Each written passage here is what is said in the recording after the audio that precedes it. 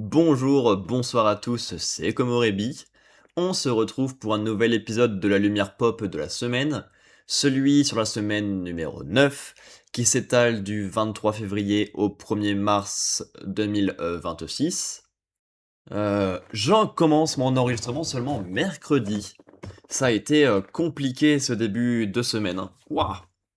Niveau énergie et niveau motivation, hormis l'escalade qui s'est plutôt bien passée, je suis content de ma séance, même si les nouveaux blocs étaient affreux, j'ai quand même bien réussi à avancer dedans. La soirée après l'escalade et toute la soirée, l'autre jour, où c'était, compliqué, hein. J'ai même mangé, c'était compliqué de me motiver à le faire, donc autant dire que lire ou enregistrer, j'ai eu un peu de mal. Heureusement, j'ai lu un petit peu plus. J'ai réussi à lire 2 mangas, lundi soir et à lire un manga dehors au soleil pendant la pause de midi hier. Mais ouais, gros coup de fatigue et de démotivation et en plus, relou au boulot ce qui se passe donc ça a traîné. Mais voilà et en plus pas mal de choses de prévues cette semaine. J'ai un spectacle d'humour, vendredi. J'ai la révision de ma voiture samedi matin, j'ai, une compétition samedi après-midi et j'ai la finale de cette compétition et les 3 précédentes qui datent depuis, novembre. Genre les 4 compétitions ensemble, paf, les 6 premiers en finale. À regarder quand même. Donc ça va être chargé. Peut-être qu'on aura un peu moins, d'œuvres que les semaines précédentes, même si je me suis mis dans un petit mood récemment de lire 2 mangas par jour au lieu de un seul. On verra ce que ça donne, on verra si j'arrive à terminer des séries, des romans, des jeux vidéo par-ci par-là, et on verra si j'arrive à regarder des films. Parce que bon, les Oscars se rapprochent, j'en suis à 2 sur 10, on a un petit peu de boulot. Bref, la semaine dernière, qu'est-ce qu'on a fait? Des trucs, hein. Compliqué le sujet. Non, bah week-end chargé, pas mal, de contacts familiaux ou amicaux, un chouille de sport et de lumière. Pas d'escalade, parce que j'avais le corps fatigué et que je voulais me reposer un peu pour la compète. Et ça a bien marché, j'ai eu mal au genou pile avant la nouvelle séance. Alors j'ai pas grimpé pendant 5 jours. Trop bien, non? Enregistrement en temps et en heure, bien avancé. J'ai failli lancer un live samedi. J'ai lancé plusieurs fois, histoire de bosser sur mon débit pour le rendre propre.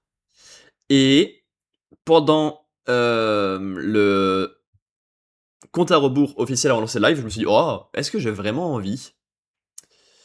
Et c'est bizarre, d'avoir envie depuis si longtemps de relancer des lives et une fois que c'est en cours, tu es en mode: «Oh, bof». Mais peut-être que la démotivation est déjà commencée depuis samedi parce que ça a été compliqué déjà dès ce week-end. On va voir. Bref, dites-moi en commentaire comment vous allez, ce que vous avez découvert récemment, ce que vous avez pensé des œuvres dont je parle dans cet épisode. Si ça vous plaît, vous savez ce qu'il vous reste à faire. Abonnement, partage, pouce bleu, étoile sur la plateforme de podcast. Bon visionnage. Ok, on enchaîne déjà un peu plus de mieux avec High Shield 21, et j'ai plus de souvenirs déjà des éléments qui se passent dans ces volumes-là. Je pense qu'effectivement, j'avais été trop pressé. Que le début, c'est de la mise en place pour les gros matchs qui arrivent, et qu'on commence petit à petit à être très bon. Parce que là, on a la fin très rapidement du combat contre les NASA aliens, où l'équipe gagne des duels extrêmement stylés à la fin, mais perdent de manière extrêmement limite, parce que l'équipe a encore des manquements, des gros points faibles pas encore découverts et à bosser, et surtout, bah, des effectifs importants et manquants. Un kicker, pour faire des points faciles à chaque fois, un mec qui peut intervenir un peu partout pour aider, ce genre d'élément par exemple, qui pourrait venir peut-être plus tard. Mais en même temps, bah, c'est toujours plein de promesses et d'envie. Les échecs contre les immenses équipes se sont faits à très peu de points. Donc les Diamonds sont en forme et terminent une saison mitigée mais pleine de potentiel. Et là, on lance un arc sur lequel j'ai beaucoup de souvenirs, qui pour moi était extrêmement long, à lire, chapitre par chapitre, mais qui prend 2 volumes. Ce qui finalement sur 37 n'est pas si énorme, puisque toute notre équipe va aux États-Unis, d'Amérique pour s'entraîner. On a le droit à des éléments un peu légers, un tournoi de beach foot, donc un peu du football américain, mais avec des règles un peu twistées, pour ne pas faire, les mêmes points forts en avant. Et on crée un Patagone de zinzin entre les cowboys et les démons. Et franchement, l'équipe elle est délicieuse avec 2 super lanceurs, 2 super coureurs et un super receveur. Franchement, avoir des effectifs doublés pour certains postes que ça peut être exceptionnel. On profite de cette petite moment d'accalmie pour découvrir l'entraîneur de Hiruma et de Kurita, qui a plein de très bons gags quand il arrive, et qui est présenté comme un personnage un peu gris, moralement, on va dire. Il est super endetté, il est coureur de jupons, il a plein de soucis comme ça, mais il a l'air exceptionnel niveau entraîneur pour que Hiruma lui fasse confiance. Absolument, la Terre entière parle d'un gros point faible dans la course de Senna, qu'il doit absolument bosser s'il veut réussir à battre n'importe qui. Son entraîneur lui en parle. L'entraîneur de l'équipe qu'ils vont affronter en première au prochain tournoi également. Et, j'empiète un peu, même Shin dans le premier volume, dans le prochain volume, tout le monde parle de ce point faible, ça va être le point qu'il va devoir bosser. Parce que ils vont tous subir un camp d'entraînement de la mort, qui est vendu comme un camp où on peut avoir de séquelles physiques énormes qui t'empêchent de faire du sport définitivement, comme abandonner définitivement le sport, et pourtant, toute l'équipe est prête à le faire, chacun pour leur propre raison, chacun pour faire réussir l'équipe, c'est trop stylé ce passage-là, où tout le monde s'avance, motivé, pour briller et pour faire briller l'équipe, c'est trop agréable. Et justement, Senna profite de ce passage-là pour montrer vraiment son appartenance dans l'équipe, ça fait plaisir. C'est complet et on a plus ou moins les conclusions de l'évolution de tout ce qu'on a vu dans ces matchs de cette première partie. J'en parlais plus tôt, mais on a découvert donc les prochains adversaires qui vont affronter, qui sont un lycée étrange. Tous les ans, ils choisissent un sport, ils créent le physique parfait et ultime pour ce sport, et ils défoncent tout. Ça va être intéressant d'avoir la théorie ultime à affronter contre la pratique ultime du côté d'Ice Shield. Excusez-moi pour toutes ces notifications de Steam. C'est la Steam Next Fest. Je télécharge plein de démos. Voilà. Et ensuite, on commence ce long voyage aux États-Unis. Tout le monde est défoncé parce que c'est un entraînement de zinzin jour et nuit avec un haut niveau physique et mental. Mais tout le monde est là, même que ses proches sont abandonnés, ils sont tellement ensemble, ça avance bien. C'est hyper chargé. On a de longs passages hyper légers qui apportent pas grand chose mais qui font une bonne ambiance et qui se laissent bien. Et on a plein d'avancées en direct sur l'entraînement et surtout sur la puissance mentale que les personnages ont pour essayer d'avancer plus loin face au tournoi qui s'annonce délicieux. C'était très bien. Ah, ensuite, j'ai lu le volume 9 de JoJo's Bizarre Adventure Partie 5 Golden Wind. Encore une fois, on a quasiment un affrontement qui prend tout le volume pour mettre à nouveau Mista à l'honneur. Et niveau honneur qu'il récupère, on en a énormément, puisque le personnage est divinement guidé par le pouvoir et l'esprit combatif et d'avancée de Jojo. Et c'est cool de le voir se donner autant corps et âme, littéralement, face à un adversaire gargantuesque, pour trouver la moindre faille pour essayer de soutenir les plans de Jojo. Même en les contredisant. Parce que le plan de Jojo, c'est genre, on trouve un plan, tu t'enfuis, tu récupères l'objet, tu te casses, et on se débrouillera peu importe. Et Mista pousse les résultats plus loin, en affrontant et en vainquant. quitte à être à ça de mourir.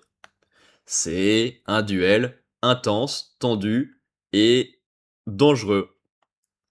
Et ça marche bien, surtout grâce à un adversaire très cool. On a quelque chose de très original, pas au niveau du pouvoir, hein. La glace, c'est très commun, on l'a déjà vu plein de fois, mais ce qui en est fait là est très cool. Parce que le personnage fait un peu toute la glace en même temps.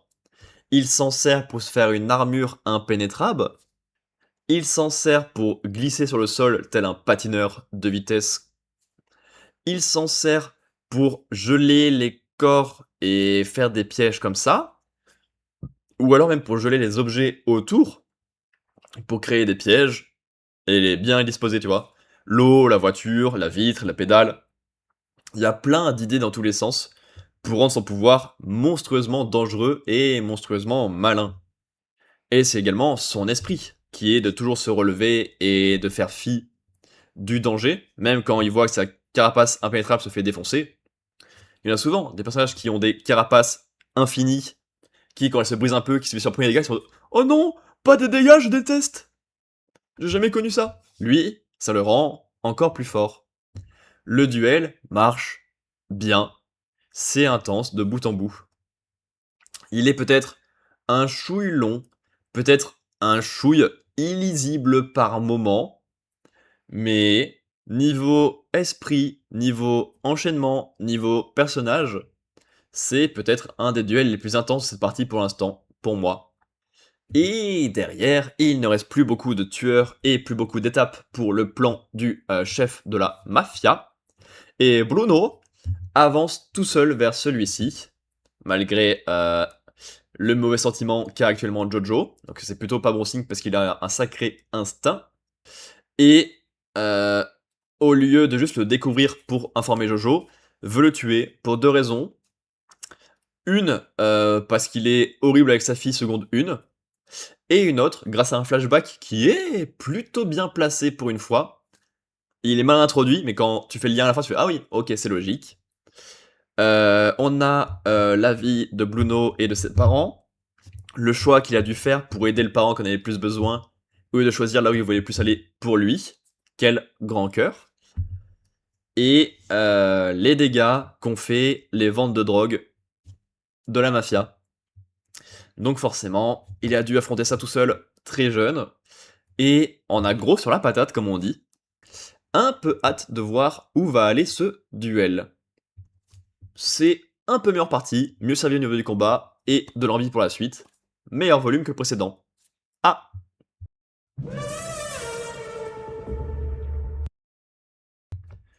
Et ensuite, j'ai lu le volume 10 de High Shield 21, et j'ai passé un moment exceptionnel. On découvre Shin dans son entraînement, qui se donne toujours à fond, alors qu'il voit les points faibles de tout le monde, et qu'il est vraiment toujours à fond, c'est dingue. Il découvre donc Panther en direct, ils font un duel, il soulève ses points faibles et le fait qu'il doit s'entraîner de fou. Il soulève, comme j'ai dit tout à l'heure, les points faibles de Senna, au loin. Et on a Sakuraba au milieu qui imagine les trois courir à l'infini, extrêmement fort, vers leur objectif de devenir plus fort, alors qu'ils sont déjà largement au-dessus de lui. Et c'est encore une belle façon de le motiver. J'aime beaucoup l'écriture en subtilité de Sakuraba qui fonctionne très bien. Par des non-dits, par des regards, des idées de mise en scène. Pour le montrer à la ramasse, mais voulant avancer. Il y a un deuxième personnage qui a le droit à une écriture subtile comme ça, et ça fait longtemps que je n'en ai pas parlé. On en parlera plus tard, parce que c'est plus tard dans le volume, mais très cool. Senna part littéralement faire un hors-série au milieu de la course ultime et dangereuse, parce qu'il se perd, il tombe dans le recrutement pour une équipe professionnelle de football américain, mais minable des gros qui le sous-estimaient de zinzin, et en profite pour récupérer un autre japonais qui traînait dans les parages, qui a des rêves de NFL, mais qui n'a pas encore l'âge du tout, alors qu'il est plutôt bon. Il sait plutôt faire absolument tout, facilement, alors qu'il ne connaît rien au football américain. Ça tombe bien, c'est littéralement le genre de personnage que l'équipe cherchait. Donc bah, le voilà embarqué, lui aussi, dans la marche funèbre, et ça ajoute beaucoup, d'humour. C'est-à-dire que l'entraînement devient encore plus difficile, parce que Monta, Taki, donc le nouveau, et Senna sont un peu dans une spirale de dès qu'il y en a un qui fait un peu plus d'efforts pour une raison ou pour une autre, ou qui est juste plus fort, les autres vont vouloir s'handicaper encore plus, se mettre encore plus en danger, et se détruire. C'est littéralement de la concurrence positive, c'est fait de manière très drôle, ça marche bien. Et les résultats sont là, montrés plusieurs fois dans le volume, c'est très cool. Et même sur les personnages plus secondaires qui n'ont pas pu faire grand chose, on a des personnages qui sont à l'abandon, morts par terre, peuvent plus bouger, se font récupérer par leurs potes, parce qu'il y a une vraie équipe solide et c'est surtout ça qui permet d'avancer. Et ça suffit à remotiver et à repartir du point de chute. Et ça, c'est trop cool. Non, non, il faut que je cours tous les kilomètres, alors qu'il était à terre une seconde avant. L'écriture est géniale. C'est abusé, c'est viril de fou, ça marche trop bien. Et on arrive à ce que je vous disais tout à l'heure. Le deuxième personnage dont j'apprécie beaucoup la subtilité d'écriture dans ce volume-là et le précédent, c'est Iruma. Je n'en parle pas beaucoup, je le trouve assez vite jusqu'ici. Il a tous les plans, il sait tout faire facilement, il sait menacer tout le monde, mais là il est montré de manière subtile, comme humain, et c'est son humanité bien cachée qui me plaît beaucoup. Tout le monde souffre de fou, mais lui, il paraît tout flagrant tout le temps, parce qu'il le cache. Il cache ses blessures, il cache ses difficultés, il cache sa fatigue, et entre lui et Mamori, c'est trop cool. Lui, il cache tout à tout le monde, Mamori, elle le sait, elle le protège pour l'aider à se cacher. Ça marche bien, j'adore cette écriture. Bravo à tous. Et ensuite, on finit sur un peu de légèreté, avec du casino, et Hiruma qui est juste sacrément intelligent. Très bon volume, on est prêt. L'équipe aussi, pour la deuxième partie du manga. J'ai passé un moment de zinzin. S, évidemment. Je ne suis pas en avance, mais on reprend l'enregistrement. Ensuite, j'ai donc lu le volume 10 de JoJo's Bizarre Adventure partie 5 Golden Wind.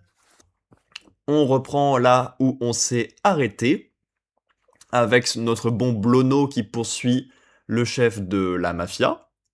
On nous tease son pouvoir avant de nous le présenter rapidement.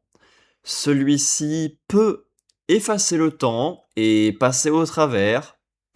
C'est pas les mêmes termes utilisés que pour les pouvoirs de Dio en partie 3, mais le résultat est très semblable. Pour l'instant, c'est surtout montré de manière mystérieuse et bien introduit, mais j'ai peur qu'au niveau des vrais combats et de sa conclusion, on ait des choses un peu trop proches de ce qu'il y a avec Dio. Et bon, c'est pas forcément une mauvaise chose, mais pour quelque chose d'original et qui pousse toujours dans tous les sens comme JoJo, ça serait dommage de finir là-dessus. Je peux pas mettre ça comme un mauvais point parce qu'on n'a pas encore le traitement, mais c'est pas rassurant non plus. Parce que pour l'instant, on est plutôt bien servi. L'affrontement est malin, très dans la survie, dans la protection, dans la fuite, dans les bons sentiments, parce qu'il y a deux grosses vengeances en cours entre les deux personnages. Et surtout, grâce à Giorno le goth, qui sait absolument tout faire et qui est toujours tout prévu. Parce qu'il a prévu que Blono serait en danger et qu'il viendrait lui demander de l'aide. Ça marche bien. D'autant plus qu'on a de sacrées conséquences à cette première rencontre avec le boss final, puisque Blono est dans un sale état et qu'il n'y a qu'une seule personne qui le remarque. Alors c'est un état quand même plutôt particulier. Alors, ça ressemble, encore une fois, à un Deus Ex Machina gigantesque et à la con pour faire suivre un personnage quand t'as pas d'autre solution et que t'as mis des ennemis trop forts en passe. C'est peut-être beaucoup dans cette partie, mais pour l'instant, comme c'est pas encore expliqué comme ça, encore une fois, c'est juste un truc qui fait peur, qui passe en l'état, mais qui peut être très mauvais en fonction de sa conclusion. Voilà, on retrouve notre petite bande qui doit réfléchir à la suite du plan. Blono a officiellement trahi le gang. Est-ce que le reste du groupe veut poursuivre avec lui, veut l'aider, quitte à se faire détester et poursuivre par tout le monde? Ou alors abandonner? Euh, c'est un passage très mignon, tout le monde remet en avant son caractère, son avancée, son lien avec Blono, avec le gang. Narancia est le plus poussé et le plus mignon.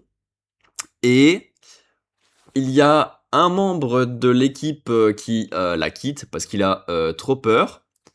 Et je me rends compte maintenant que le personnage est 100% inutile et inexistant. Tu m'étonnes que j'avais complètement oublié, avec mes souvenirs de l'animé, qui est-ce qui quittait l'équipe.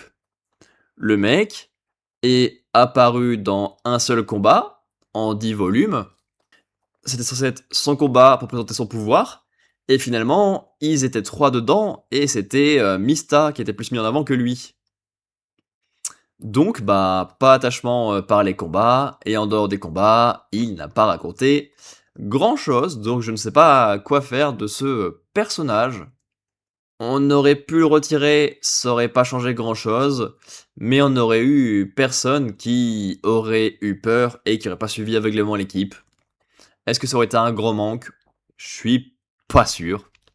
Et derrière, on a un combat plein de potentiel qui se lance et qui me fait plaisir, qui concerne Narancia qui est face à 2 stands à lui tout seul, un requin hyper véloce qui se déplace entre les zones aquatiques, un verre, des lames, n'importe quel petit truc liquide, et un stand qui s'accroche à sa langue pour le faire mentir.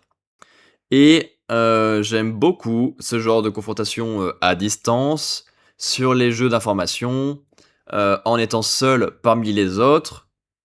Comme ça, je pense au combat de Kakyoin contre le bébé dans la partie 3 par exemple. Le genre de truc où t'es tout seul, personne ne peut te croire, t'es le seul à avoir le problème. Et bah c'est juste avoir l'info ou pas, et une fois que tu l'as, bah ça va. Et pour l'instant, bah c'est juste dur pour Narencia. Il est tout seul, il se prend les 2 stands d'un coup, et surtout, il sert d'appât pour tous ses potes. Et ça, c'est pas le plus évident au niveau du moral. Donc ouais, un bon combat, mais qui fait peur sur le pouvoir du boss final. Un état intéressant pour Blono, mais qui peut faire peur pour sa conclusion. Un passage très cool avec l'équipe qui reste, et très dommage pour le personnage qui part, qui n'aura rien à compter. Et un combat qui se sent super bien pour Narancia. Tome plutôt complet, et plutôt bon, parce que c'est surtout des peurs pour la suite. En lui-même, il est bon, c'est donc un A. Ensuite, j'ai lu le volume 11 de High Shield 21. L'équipe entière est de retour des États-Unis et de leur entraînement gargantuesque. Iruma donne la composition de l'équipe pour le tournoi qui arrive très prochainement. Taki, qui vient d'arriver, a le droit de la rejoindre parce qu'il a un niveau de fou qui peut être utile sur plein de postes différents et apporter des options gargantuesques pour toute l'équipe. Mais on a un personnage qui est littéralement le maître de l'effort depuis le début, qui n'est toujours pas dedans, qui fait partie de l'équipe, clairement, hein, tout le monde l'aime, le soutient, mais qui peut pas entrer dans l'effectif parce qu'il apporterait rien. C'est encore un coup dur pour lui, ça le brise, c'est dur, c'est un passage trop touchant, mais en même temps, c'est hyper mignon, parce qu'il a des bons potes qui le soutiennent indirectement, parce que directement, ce serait trop dur à lui dire en face « Non mais t'inquiète, hein, t'es nul pour l'instant, mais on te prend après parce que t'es trop sympa, tu vois ?» Non, non, il passe de manière logique et indirecte. Le tournoi va durer longtemps parce que l'équipe va avancer. L'effectif sera au complet à la fin. C'est très touchant, ça marche bien. J'adore les personnages pleins d'efforts. Et justement, on nous met en avant Sakuraba et Takami de l'équipe des Hojo White Knight, qui sont littéralement liés à ce sujet. Sakuraba est encore en période de doute parce qu'il n'est pas au niveau pour son équipe et pour les rêves du petit malade qui l'a accompagné plus tôt. Il se fait bien remettre en place par Takami. On apprend après que c'est parce que c'est littéralement des frères d'efforts. On a dit à Takami qu'il aurait jamais un bon niveau. Il a fait des efforts de fou. Il a gagné sa place. Et il était content d'avoir un frère d'efforts pour pouvoir pousser plus loin avec lui. Battre les nobles ensemble. En profitant par exemple de leurs atouts communs, la taille. Et justement, on semble être arrivé à la fin de l'évolution de Sakuraba, puisque toutes les équipes sont prêtes et sont présentées. On découvre les nouveaux White Knights, qui sont en forme, qui sont la meilleure équipe que le club ait jamais connue. Sakuraba a quitté Jory Prod, Sakuraba s'est coupé les cheveux, il est plus là pour son image ni rien, il est là pour le sport, et c'est très cool. Les équipes sont en forme, même les boss finaux. Et on a nos Devil Bats qui ont déjà leur premier match.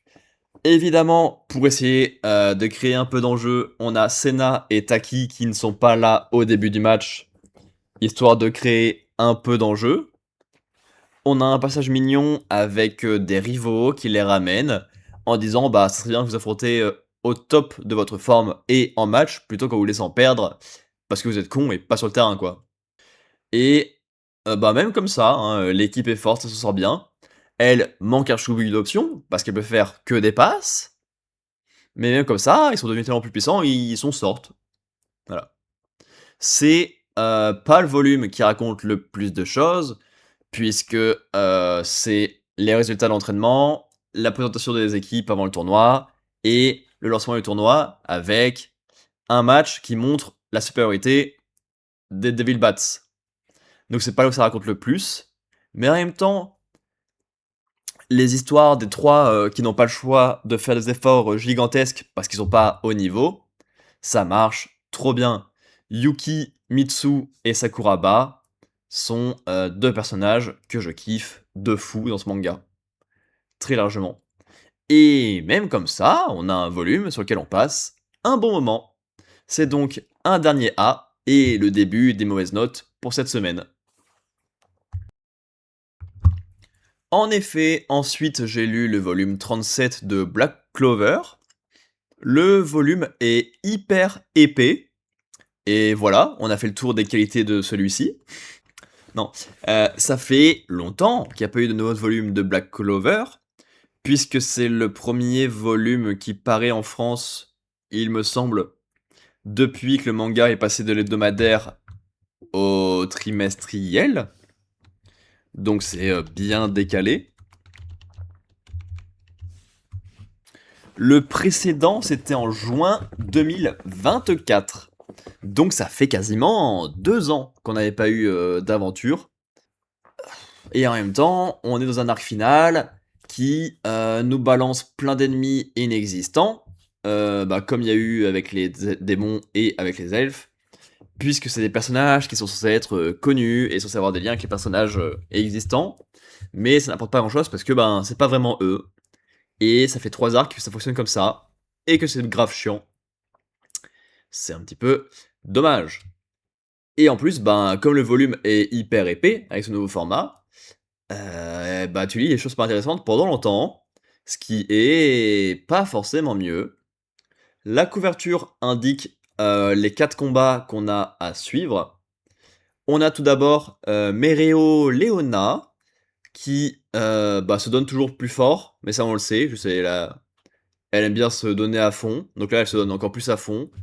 Elle peut ramener des morts à la vie par des souvenirs de flammes, parce qu'ils sont trop liés et parce qu'ils sont trop forts et trop envie de se battre. Et ce qui est pratique, parce que finalement, en fait, en face, il y avait des morts qui étaient vraiment morts. Et donc là, c'est hyper intéressant, parce que c'est des morts qui sont vivants contre des morts qui sont morts. C'est dingue d'écrire des choses comme ça. Et ça raconte, bah rien, et c'est pas intéressant. Hop, un combat de traité, ça dégage. Ensuite, on a la fin du combat de la famille Silva, donc les 4 frères et sœurs contre la mère. Euh, le gros du sujet, c'est que les adelphes de Noël lui avouent enfin qu'ils se sont trompés, de la maltraiter, que c'était de la jalousie, que c'était de la peur de ses pouvoirs immenses, et qui peuvent la protéger et la cadrer pour qu'elle utilise ses pouvoirs à son maximum, quitte à en perdre le contrôle. Grâce à ça, ils gagnent, ils sont unis, ils sont pardonnés. C'est un peu déjà vu avec cette famille, mais ça conclut et c'est pas mal. Je prends et je me demande si c'est pas le meilleur des 4 combats. Ensuite, on a un combat avec Nasht, avec Yami, avec la sœur de Yami, contre Morgan, le frère de Nasht. Bah, c'est du 3 contre 1 pour les gentils, donc c'est étrange de faire ça. Avec 3 pouvoirs différents mais identiques. Parce que t'as genre l'obscurité, les ténèbres et un autre truc comme ça. Bah, c'est un peu pas intéressant à voir. T'as un peu de pardon et de redécouverte de Yami et de sa sœur pour partager le fardeau familial. Mais ben ça se passe juste en mode bah je suis devenu plus fort, je peux prendre le démon qui t'a emmerdé et voilà tout va bien. C'est pas là où ça raconte le plus de choses et c'est moyen.